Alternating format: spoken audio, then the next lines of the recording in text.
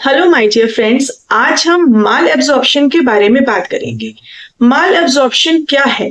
जब हम कोई भी खाना खाते हैं तो वो हमारे शरीर में जाके डाइजेस्ट होता है। डाइजेस्ट होने के बाद बॉडी उसको एब्जॉर्ब करती है और वो हमें एनर्जी देने का काम करता है।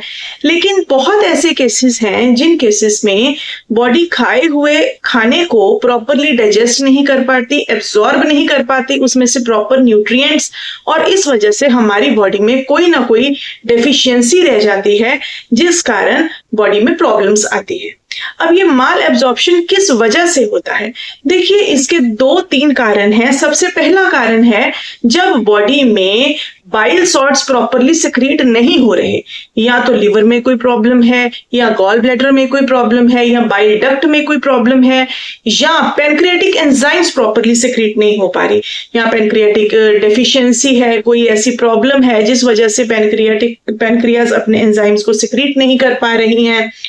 या तीसरी चीज, अगर किसी के इंटेस्टाइन में प्रॉब्लम है, इंटेस्टाइनल फ्लोरा डैमेज हो गया है जिस वजह से न्यूट्रिएंट्स की एब्जॉर्प्शन प्रॉपरली नहीं हो पा रही है।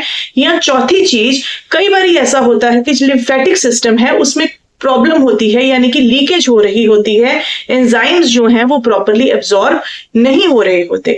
तो इन सारी चीजों की वजह से हमारा खाया हुआ अन्न और उसमें पाए जाने वाले जो न्यूट्रिएंट्स हैं वो प्रॉपरली बॉडी एब्जॉर्ब नहीं कर पाती, जिस वजह से बॉडी में डेफिशिएंसी आ जाती है। अब फिजिकल कॉन्सिक्वेंसेस क्या होते हैं इस माल एब्जॉर्प्शन के? सबसे पहले इसमें कुछ लोगों को डिप्रेशन रह सकता है या लिथार्जी रह सकती है, यानी कि उनको ऐसा महसूस होगा जैसे शरीर में बहुत ज्यादा थकावट है, जान नहीं है शरीर में। पेशेंट्स मोस्टली ये कंप्लेन करते हैं कि हमको ऐसा लगता है जैसे बॉडी बहुत ज्यादा थकी हुई है, और हम कोई भी चीज करते हैं तो हमें ऐसा लगता है कि हम बैठ जाएं, आराम कर लें, हम ये काम ना करें। तो ये जो चीजें हैं ये, और इसके साथ में बहुत ज्यादा नींद आनी, ये प्रॉब्लम पेशेंट जो है वो फेस करता है। दूसरी चीज है, अगर विटामिन ए की डेफिशिएंसी है तो पेशेंट्स को नाइट ब्लाइंडनेस हो सकती है या उनकी आंखों की रोशनी कमजोर हो सकती है। अगर किसी उसमें आयरन, फॉलेट या विटामिन B12 की कमी है तो उनको एनीमिया की प्रॉब्लम आ सकती है। और अगर किसी में विटामिन C की कमी है तो उसमें मुंह में जो है छाले हो सकते हैं, या मुंह पक सकता है, या ब्लीडिंग गम्स की शिकायत हो सकती है उनको, यानी कि उनके दांतों में से खून आ सकता है। लेकिन बहुत ही जो इम्पोर्टेंट एक फीचर हमें माल एब्जॉर्प्शन वाले पेशेंट्स में मिलता है वो है डायरिया की प्रॉब्लम।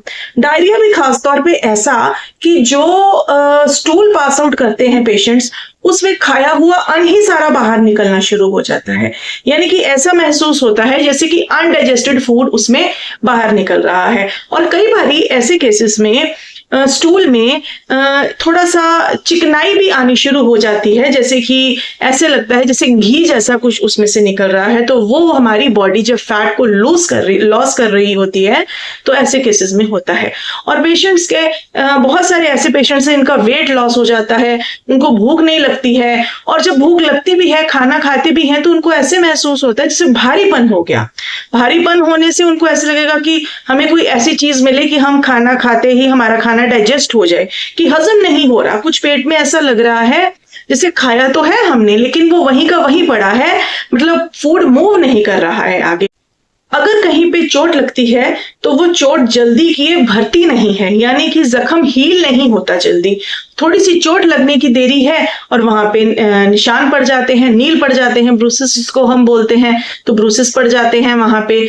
और इसके अलावा अगर किसी को बहुत ज्यादा विटामिन B12 की कमी होगी तो उसको ऐसे लगेगा जैसे लोअर लिम्स में सुन जैसा हो रहा है, या उसमें चींटियां चलने जैसा अनुभव उसको महसूस होता है।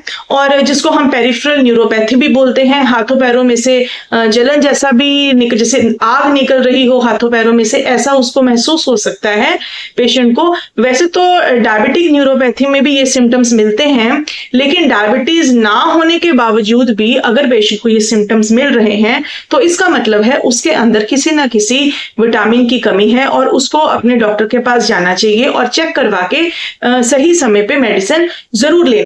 माल एब्जॉर्प्शन के केसेस में कौन कौन से ब्लड टेस्ट करवाए जाते हैं? इसमें CBC करवाया जाता है जिसको हम कंप्लीट ब्लड काउंट बोलते हैं। दूसरी बात, इसमें हम कई बारी आयरन प्रोफाइल करवाते हैं, क्योंकि HB पूरा आता है, पेशेंट बताते हैं कि हमारे अंदर खून तो पूरा है जी, 11 ग्राम है, 12 ग्राम है खून, लेकिन जो आयरन प्रोफाइल है वो असली में आपका ब्लड है, और जब वो करवाया जाता है तो माल एब्जॉर्प्शन वाले केसेस में आयरन प्रोफाइल में प्रॉब्लम आती है। इसके अलावा विटामिन B12, विटामिन K और विटामिन D का टेस्ट भी करवाया जाता है इनकी डेफिशिएंसी को देखने के लिए। और बहुत सारे ऐसे माइक्रोन्यूट्रिएंट्स हैं जिनकी बॉडी में कमी आती है, लेकिन हर एक का टेस्ट कराना कई बार मुमकिन नहीं होता पेशेंट के लिए। तो जब भी आपके साथ कोई ऐसा सिम्टम आ रहा है कि वेट लॉस हो रहा है और बार बार स्टूल पास होने का मन होता है, जब भी कुछ खाते हैं तो तुरंत प्रेशर बन जाता है, आपको वॉशरूम जाना पड़ता है, तो ऐसे सिम्टम्स अगर आपको आ रहे हैं तो समझ लीजिए कि बॉडी में कुछ गड़बड़ है। तो उस समय डॉक्टर के पास जाना बड़ा जरूरी है। कई बार अल्ट्रासाउंड भी करवाना पड़ता है ये देखने के लिए कि कहीं गॉल ब्लैडर में कोई स्टोन्स तो नहीं है, या लिवर में फैट डिपॉजिट तो नहीं हो रखा, या इंटेस्टाइन में कोई स्वेलिंग तो नहीं आ रखी। और बहुत सारे ऐसे केसेस हैं जिसमें कुछ भी महसूस नहीं होता या कुछ भी आता नहीं है ब्लड टेस्ट में या अल्ट्रासाउंड में। तो ऐसे केसेस में इरिटेबल बॉवल सिंड्रोम जो है वो डायग्नोसिस होता है।